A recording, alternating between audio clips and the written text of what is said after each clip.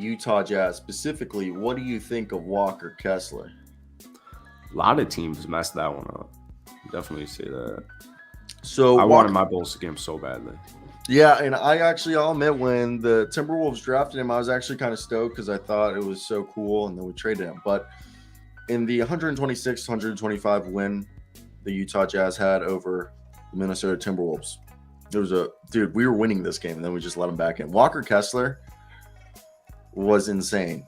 Walker Kessler, dude, the guy averaged almost 5 blocks a game in college, and it's insane to think about this because Walker Kessler put up 21 points, 20 rebounds, and dude, I feel like when you look at Walker Kessler, the guy had Martin Luther King Jr., 21 points and 20 rebounds, 4 assists, and a pair of blocked shots. The guy recorded the franchise's first 20-20 game as a rookie, and the first 20-20 game for a rookie in the NBA since 2014. He recorded the league's first 20-20 game on at least 65% shooting since 1993. And he did this against the team that drafted him, aka the team that also traded him, the Minnesota Timberwolves. And he did this, yes, I know Rudy Gobert left early with the right growing soreness, and it was against Naz Reid, Nathan Knight, and Luka Garza, who are formidable opponents, okay?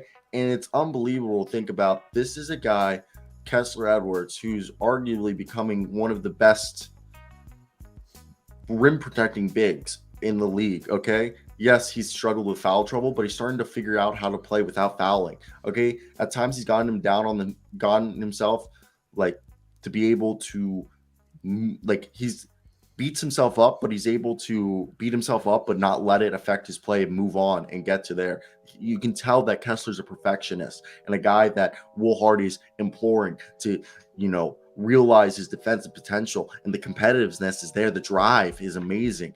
And I think when you look at a guy like Walker Kessler, he is part of the franchise cornerstone because of his rim protection, because of the athleticism and his ability to affect the game-long stretches, even when he's not recording a stat. And the crazy part is about Walker Kessler. You want to hear what that crazy part is? It's the fact that he's not shooting 3-pointers. When Walker Kessler was a guy, he's shooting 71.7% from the field on the season. 71.7% as a rookie, 7.5 points, 7.5 rebounds with 2 blocks a game. Okay, and he was a guy that they compared to Justin Patton coming out of the draft due to the fact that he was a 3-and-D rim protector guy. Yes, he was a 20% 3-point shooter in college, but he was a guy who was willing to be shooting 3-point shots. So I want to hear your thoughts. What is Walker Kessler's potential?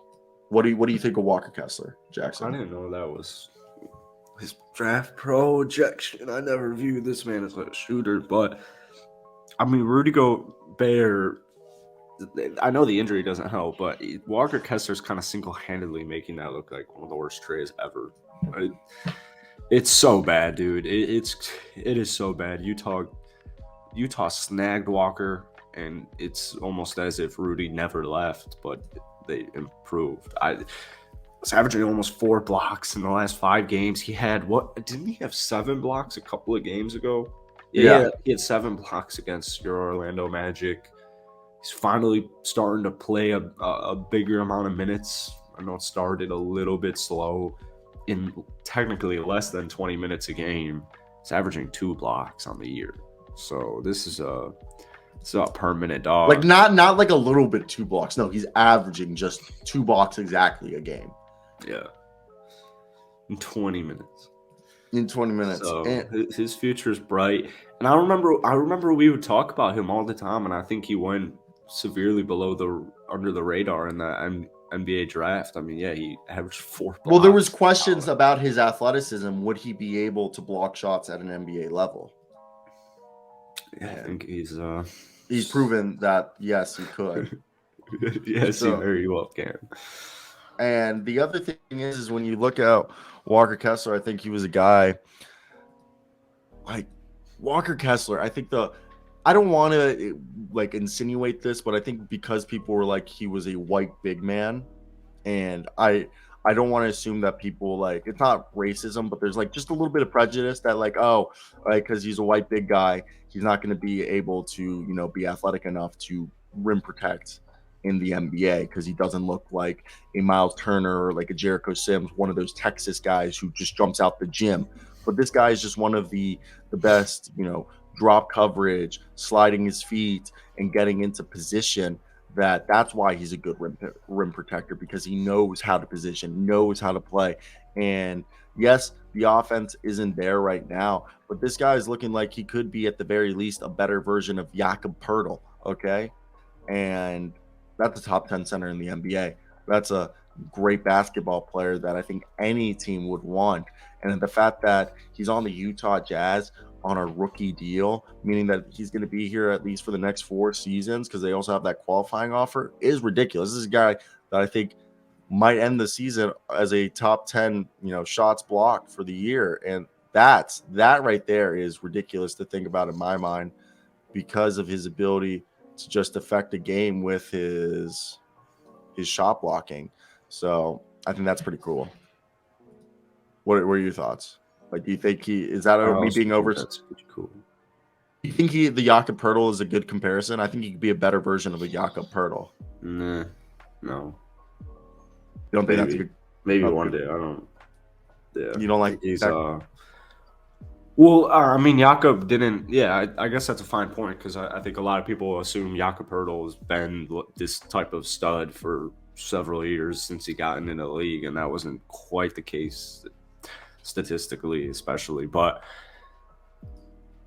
I think Walker's trajectory is actually a little bit higher than the way Jakob's career started. I mean, we'll see how the rest of the season goes. Yeah, no, definitely. I don't think he really got a fair. I would like to say his starts to the season were a lot more inconsistently minutes-wise spread out. I mean, yeah, look, in this month he's averaging 10 and 10 and 2.6 blocks a night.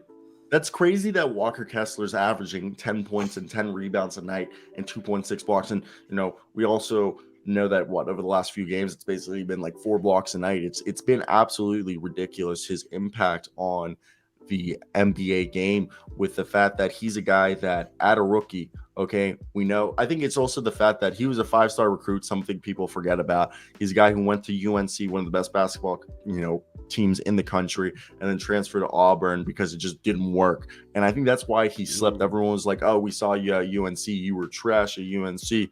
And then, oh, you played at Auburn next to Jabari Smith and this and that. And I think this was just, a team that people were acting as if wasn't, not team, but like was a player because of the team he was on wasn't as good, that his stats were inflated. But Walker Kessler is the real deal. And just watching him play, especially as someone who's a Timberwolves fan, just looking at what Rudy Gobert's doing and then Walker Kessler's doing, is damn, like, why did we trade Walker Kessler? Because if it was for rim protection and rebounding, we kind of drafted that guy we didn't need. Yeah, to give up every single thing they had, just about. Yeah.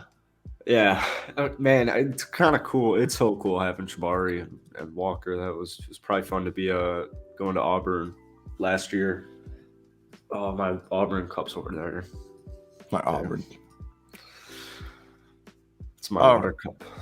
Oh, your water cup? Is that what you're drinking right now? Well, it's over there. I drank it last night. Let's move over to the Atlanta Hawks.